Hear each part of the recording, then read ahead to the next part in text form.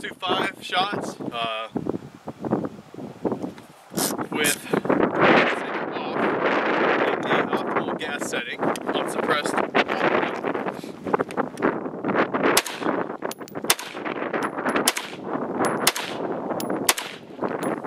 And let's switch the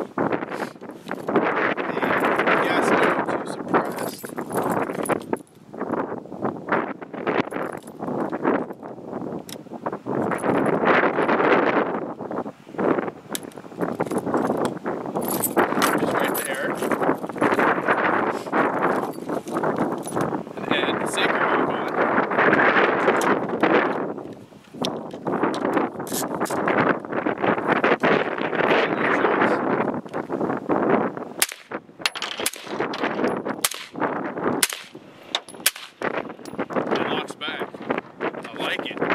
This gas system set up pretty well.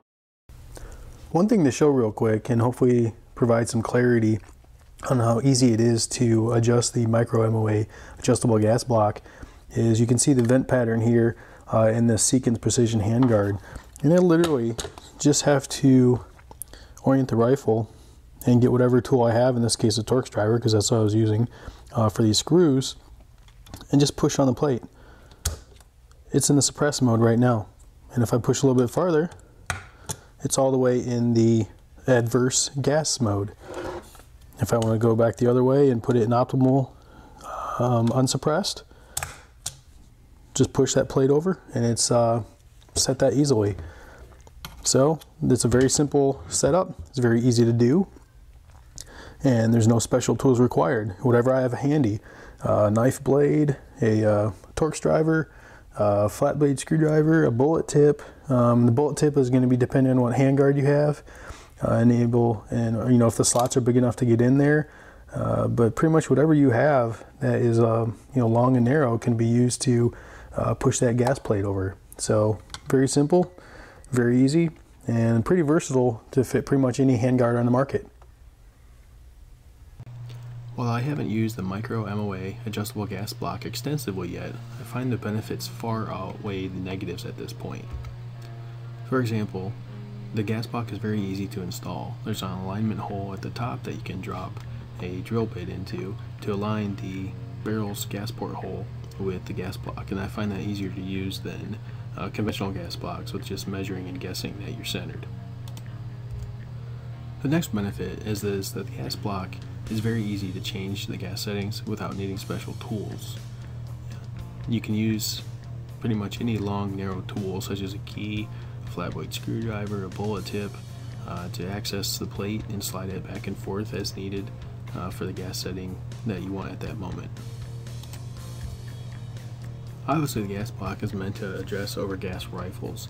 Many factory barrel port holes are drilled simply too large, and instead of having to add heavy buffers and stronger action buffer springs to slow down and deal with too much gas getting in the rifle, you can have a simple adjustable gas block like this and tame recoil, reduce wear on the rifle, keep your rifle from getting as dirty as fast, and also if you're shooting suppressed, reduce the amount of gas being blown back in your face. The gas block is very versatile and can be used for a lot of different types of rifles and a lot of different types of setups. It's pretty much up to your imagination and what kind of configuration you want to use and what kind of settings you want to use. Having multiple settings possible on the adjustable gas block via the 2-position or 3-position gas plates makes the gas block very versatile and very useful. For example, let's say you have a 22 bolt conversion that you drop into your 5.56 upper. Obviously you don't want to get that dirty 22 ammo you know, back in your rifle. So you could actually have a gas plate with no hole on one of the settings, and this would effectively close off the gas and keep your rifle cleaner. Another example would be if you had a competition rifle that also doubled as your hunting rifle, or you wanted to be able to retain using regular factory ammo in it.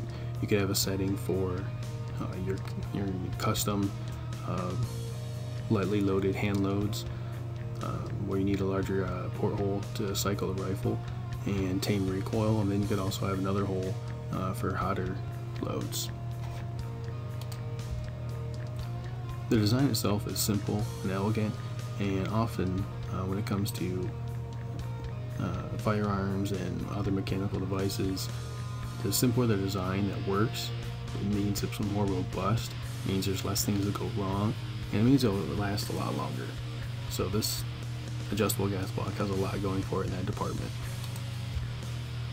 The gas block itself is low profile, and this is a good benefit in that you're not adding a big blocky gas block or weight hanging on your barrel. The gas block, also the gas plates on the gas block are easy to remove and install as you're testing and adjusting. And then eventually, if you do wear out a gas plate, it's a pretty easy operation to get a new one installed.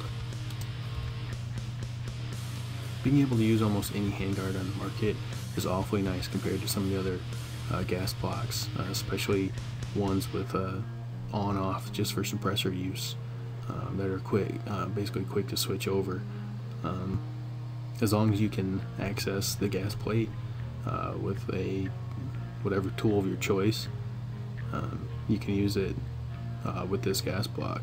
There's a few handguards that do require some material to be removed to slide it over the MicroMOA gas block, but those are relatively small in number.